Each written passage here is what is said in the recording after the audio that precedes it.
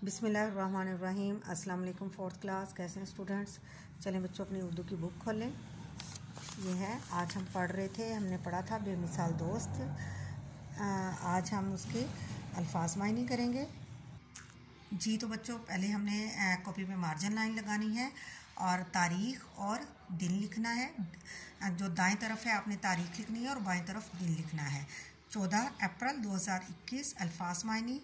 पहला लफ्ज़ है सादिक, हमेशा सच बोलने वाला। गार, पहाड़ की खो। राहत, आराम। मूजी, दुख देने वाली। रफ़ीक, साथी। अगला लफ्ज़ है हिजरत, वतन छोड़ना। ठीक है बेटे, ये हमारे जो हैं अल्फाज मायने हैं। आपने अल्फाज मायने इसको याद करना है, रफ रजिस्टर पे इसकी प्रैक्टिस करनी है और इसके बाद आपने नीट कॉपी पे लिखना है, मार्जिन लाइन ड्रा करनी है और गंदी राइटिंग बिल्कुल ना हो। आपने बहुत अच्छे से इस काम को करना है। ओके जी, अल्लाह हाफिज़।